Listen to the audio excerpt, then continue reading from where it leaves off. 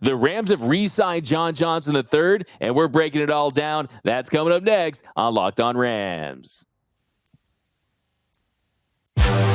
You are Locked On Rams, your daily Los Angeles Rams podcast. Part of the Locked On Podcast Network, your team every day.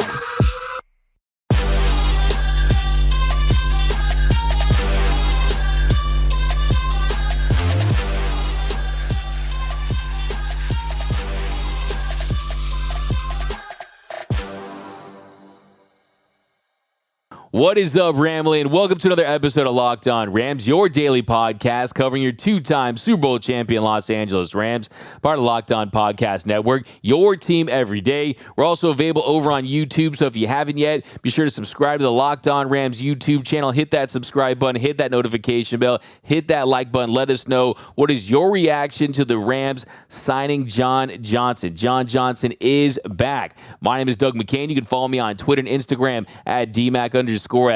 I've been covering LA sports for over a decade, the Lakers for SI, the Dodgers for Dodgers Nation. Now I'm covering the Rams for Locked On. And on today's episode, in our third segment, we're continuing our countdown on the most important Rams heading into the 2023 season. In our second segment, we're talking about this Rams secondary, who needs to step up. We have some injury updates.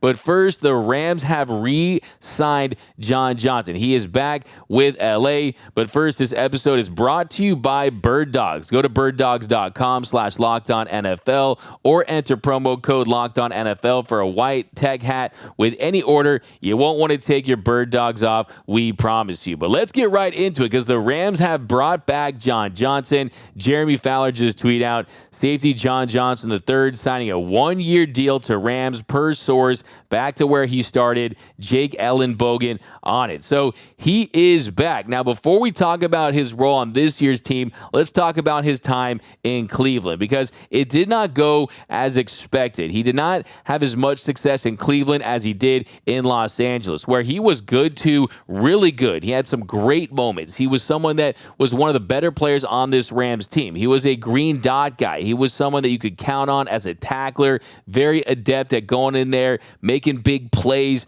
one of the most popular players on this Rams defense among fans. And in Cleveland, it was a little bit of a different story. Now, he was still productive in 32 games with the Browns in the last two seasons. He had 162 tackles, had 1 sack, 4 interceptions, and 3 forced fumbles. With the Rams, in his 4 years, he had 2 100 tackle seasons, had 8 passes picked off. He had 4 interceptions in 2018. So he was more productive in LA, but also the first thing you need to know is he was not utilized properly in Cleveland. In LA, under Wade Phillips, you saw him play 49% of his snaps from the slot or the box, 45% of the snaps from the free safety position. So they mixed it up. They played him closer to the line of scrimmage. When Staley became the coordinator in 2020, he had his best season. You saw him even more in the slot. You saw him play even more closer to the line of scrimmage, and he had allowed 7 yards per reception. He forced 7 pass breakups. And then with the Browns, it was a different story. They pretty much tried to utilize him as more of a true free safety. He played 68% of his snaps as a free safety. Only 20% of those snaps were from the box and 11% from the slot. So he was not used in the same capacity, and his effectiveness wasn't the same, right? He was ineffective playing like that. You need to use him like he needs to be used, like the Rams did, where he's close to the line of scrimmage. You can come up there, make those big impact tackles, mix it up, and I think that's what they're going to do. So he knows the system. He can still have a big impact. He's still just 27 years of age. I think he still has some really nice years left in the tank. If you look at where the Rams were financially, around $9 million left, they could afford him, especially on a one-year deal. We know that his stock was low. He was an unrestricted free agent. No one had picked him up. So I think this makes a ton of sense for the Rams to do. I think if you're serious about winning this year, you can't have that many rookies and expect to have success early on. Because let's look at the first part of that schedule. We talked about it in the last show. Lots of tough opponents. You're at Seattle. You're at home against the Niners. You play the Bengals. You got the Eagles, right? If you want to have success early on, having a veteran that knows this system and that can bring that leadership to the safeties position, and I think that this is going to be something that is really going to help this team. I mean, 4 years with the Rams, 350 tackles, 8 interceptions, like I said. He became a captain. He was the Rams' third-round pick out of Boston College in 2017. So welcome home, John Johnson. I'm excited about this signing.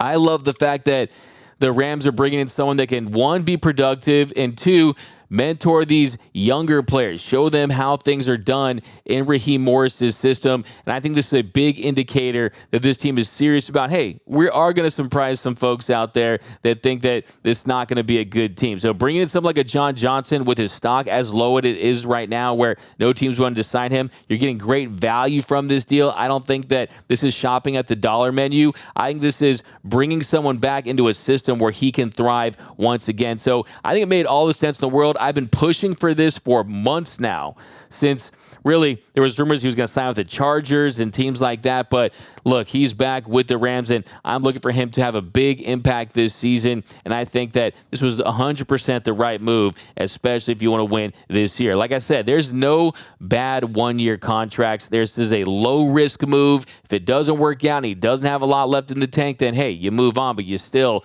gave him an opportunity. But I am absolutely thrilled that JJ3 is back with the Rams. And you look at the secondary right now, it's not all rookies. It's not all first-year and second-year players. You have Jordan Fuller. You have Akello Witherspoon. So all of a sudden, you have some experienced players. And if things break right, if they can play closer to their career norms and get back to the players that they were, this team has a chance to be solid on the defensive side of the football. There is potential there. And I think with the return of John Johnson, someone that is a leader, he's a veteran, he's had success playing with the Rams. I think under Raheem Morris's system, they're going to get back to playing him evenly between being in the box, being at that free safety spot, being up closer to the line. So I love this move. And if you look at the safeties right now, you got Fuller, you got Lake, you got Yeast, you have Taylor the second. Could they keep 5 safeties? Look, Fuller has been banged up. He has dealt injuries. That's something to consider as well. We've seen in the past this team go with more safeties than cornerbacks. And of course, you need some special teams play as well. Now, it is a 1-year deal. I will say that it would have been nice maybe to go multiple years, but why would you do that if you're the Rams if you don't need to, right? Because you're getting him at that discounted price. You're also signed to a prove-it type of contract. If he looks like the player he was when he was with the Rams, then you move forward with him. So I think from an incentive perspective, he has all the incentive in the world to show teams, show the Rams that he's still a guy that can have success in this league and be a very productive player. So I like the fact that it is a 1-year deal because you could still bring him back next year when you feel like this team has the resources in line to make a Super Bowl push. But I love it. He's back with the Rams. John Johnson III has re-signed with LA. But coming up in our next segment, we have the return of Travis Rodgers. We're talking about the secondary, some of the injuries, who needs to step up. That's coming up next on Locked On Rams. All right, you mentioned it, D-Mac. Let's talk about bird dogs. Got another pair of bird dog pants, another pair of bird dog shorts, and here's the only time I take them off. When I come to work here, right, then I have to put on my work clothes. The second I get home, I put those bird dog shorts back on. The only thing I like more than my bird dog shorts are my bird dog pants. A little warm right now, but cannot wait for it to cool off and throw those things back on. It is unbelievable fabric. It stretches. It moves with you. It looks clean. It looks nice.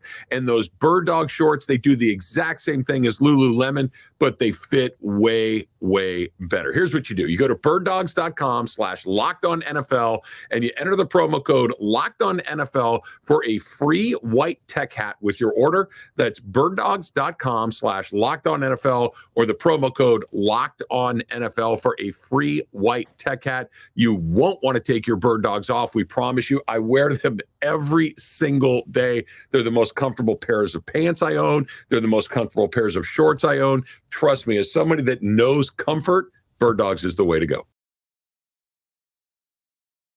He's back. The people's champ, Mr. Travis Rodgers. He has returned from vacation. He was at a Rams practice yesterday. Lots to get into. Of course, you can follow him at Travis Rogers. He's the host of the Rams pre-half and post-game show for the Rams flagship station, ESPN 710. LA's enters 8th season with the team.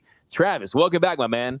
It is great to be here. Like you mentioned, I was out at Rams camp yesterday. Got a chance to get some eyeballs on everything. It's a great week, and I'm ready to get started in football. We got a game on Saturday, D-Mac. A game. How about that? It is game week. I cannot wait. But first, Travis, what are the vibes like at Rams training camp so far?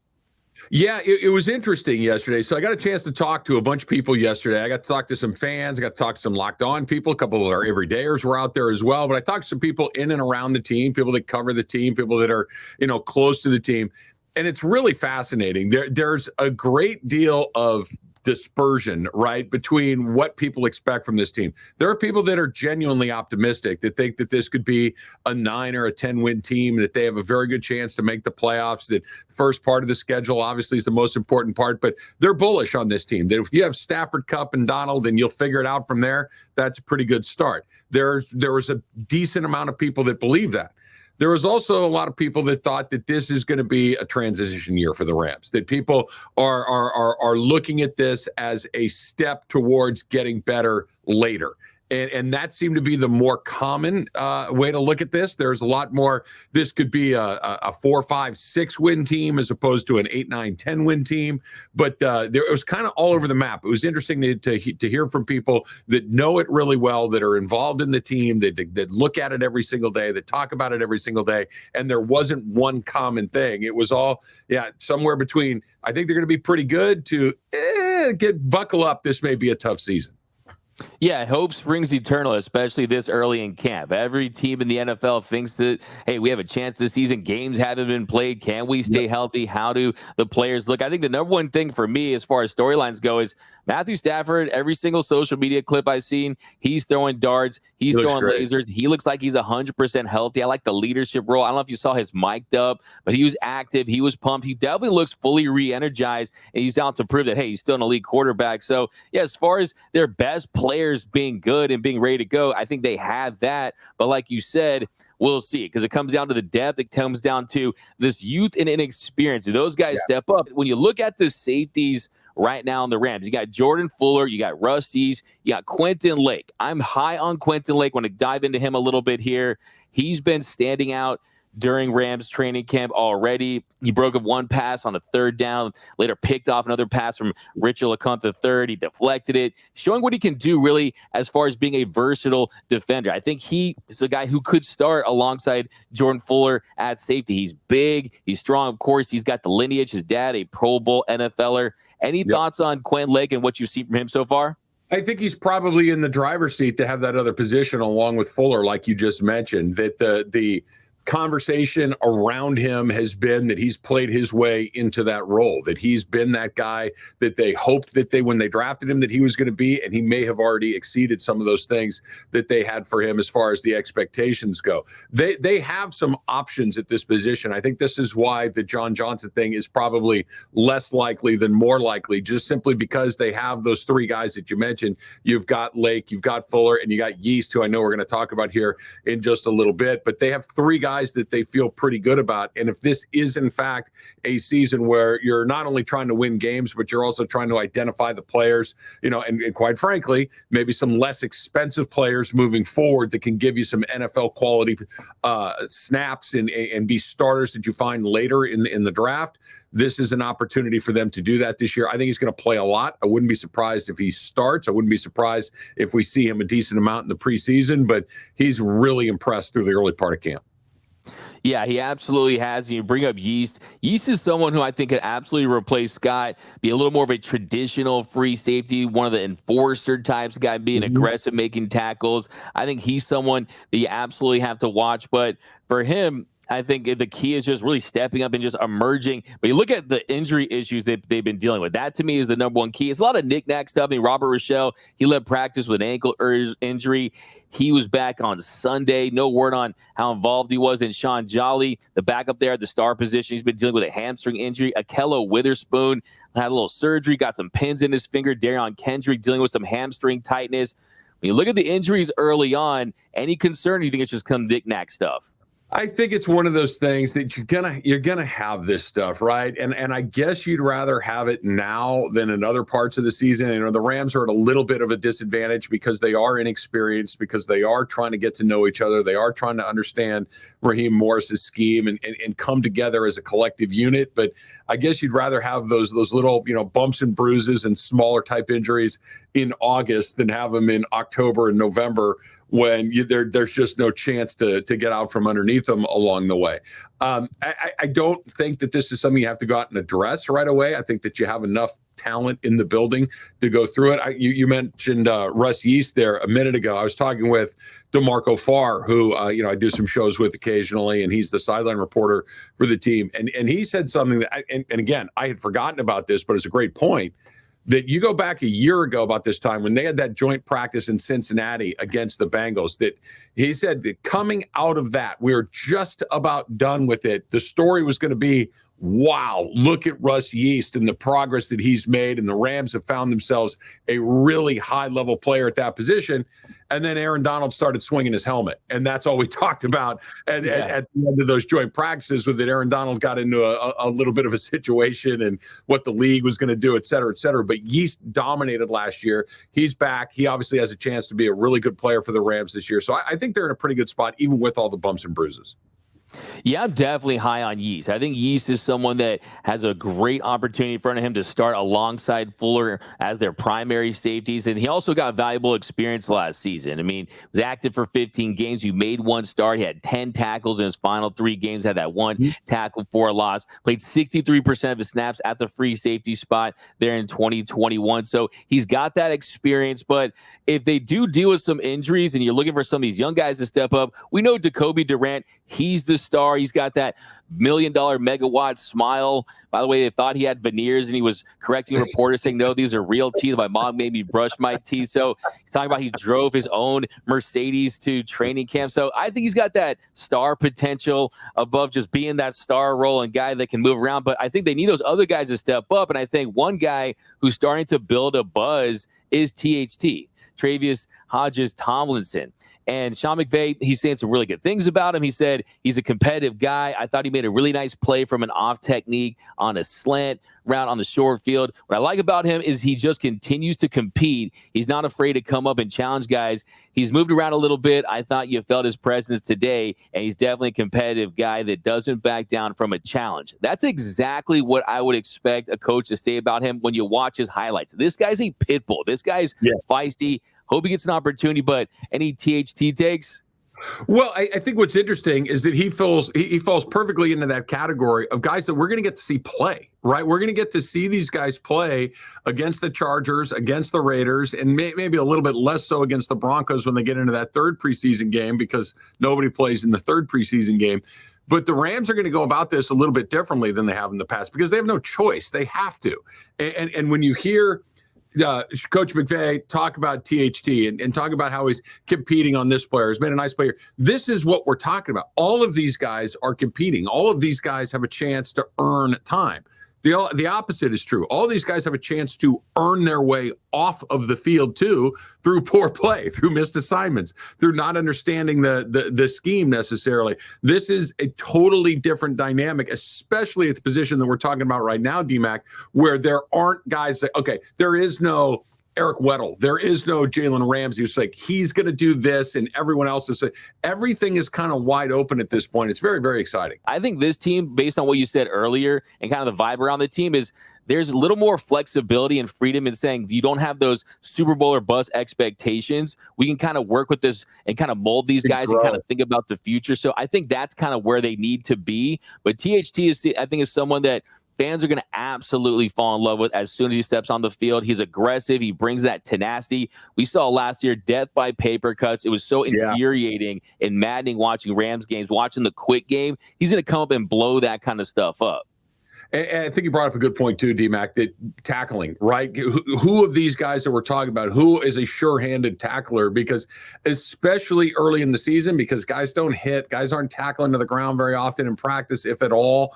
Not a lot of these guys play a ton of reps in the preseason. That if you are a sure-handed tackler for any of these guys, this is, and never mind the obvious way of getting on these teams or making the team through special teams, but these are the little things that, are you tenacious? Can you compete? All of this is great. What's your speed? How do you cover? What's the formation? All of it. But can you tackle? Can you play special teams? That's a really good way to get to the front of the list. Absolutely. I will say we're in week 2. We're heading into week 3. The fact that the secondary, even with these injuries, is impressing coaches and showing that they can be competent, that's going to go a long way because you got Aaron Donald, you got Ernest Jones. If the secondary can step up and they can at the very least be league average, that's going to go a long way to determine if this team is going to have a successful season as far as their overall defense goes. But coming up in our final segment, speaking of the best defensive player on the planet, still in my opinion, contrary to what the NFL thinks, we're talking about the most important Rams heading into the 2023 season. That's coming up next on Locked On Rams.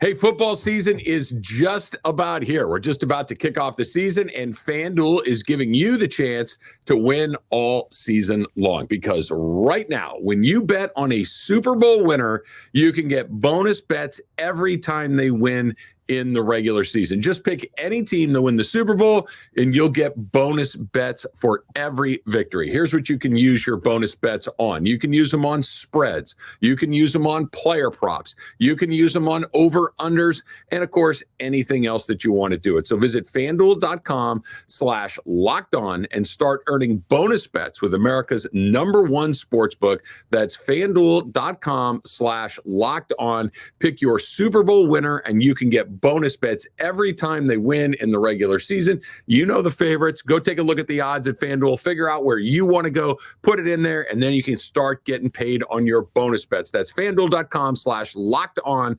FanDuel.com/lockedon.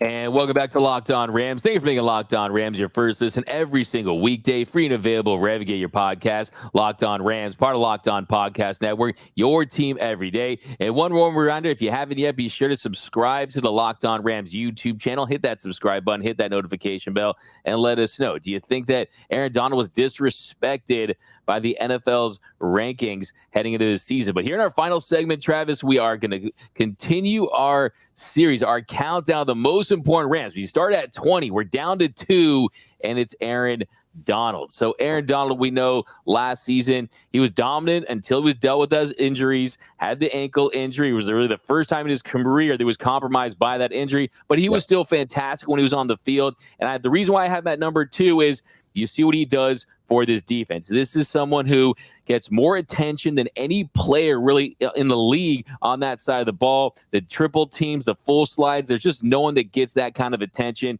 And if he's playing great, he makes things easier for everyone around him. Yeah, look, this is still one of the best players in the league. He's arguably the best player ever at that position in the history of the NFL. But this is a bit of a different season for him. You're right, D-Mac. He is wildly important to whether or not they're going to have success this season, because if he is, for lack of a better phrase, the full Aaron Donald, the defense is going to be pretty good. He's that good. Now, the difference is, though, he is older. He is coming off of injury for the first time in his career. Nothing lasts forever. So that's always in the back of your mind of when is he finally going to start to look like something other than the best player in the league at that position. I don't expect it to happen this year. But the biggest difference is who's with him. You look around, and I'm not necessarily even talking other guys on that defensive line. That obviously is a big part of it as well.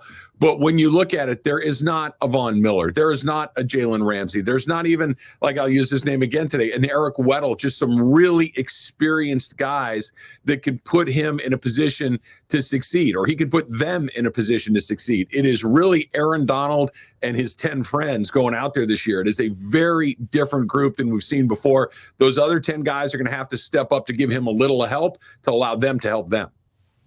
100%. Like I've been saying, you can't have the Bugatti parked at the trailer park with Aaron Donald. He needs some help around him. We Yes. understand that. And you don't have those veterans, those guys in the past we've seen. You don't even have Greg Gaines. You don't have Bobby Wagner. You don't have Leonard Floyd, Ashawn Robinson. All those guys are gone. And really, it kind of comes down to who's motivated around him, Yes. who's going to take advantage of being alongside Aaron Donald. If I'm a young player, I'm saying, hey, I'm trying to get my numbers up, man. I'm trying to get some great stuff on tape. I'm trying to impress these coaches and take advantage of playing with the best defensive player on the planet, because the reality is that, yeah, he was down a tiny bit last season, but he was still insanely productive. 11 games, 49 tackles, 10 TFLs, 1 forced fumble, 5 sacks, 11 QB hits, and a 90.5 overall PFF grade. So the numbers will tell you that he's still absolutely elite. I think it just comes down to, are guys going to be able to have that light turn on for them early on and have success around him? And also, how motivated is he? I think one thing I've been really paying attention to is the comments about Kobe Turner. Aaron Donald spoke highly of him. He said that he's shown his flashes.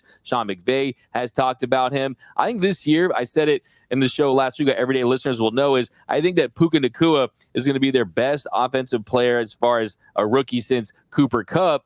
But I also think, too, Kobe Turner is someone doesn't get talked about too much, but I think he's going to absolutely benefit from a resurgent Aaron Donald who's healthy once again.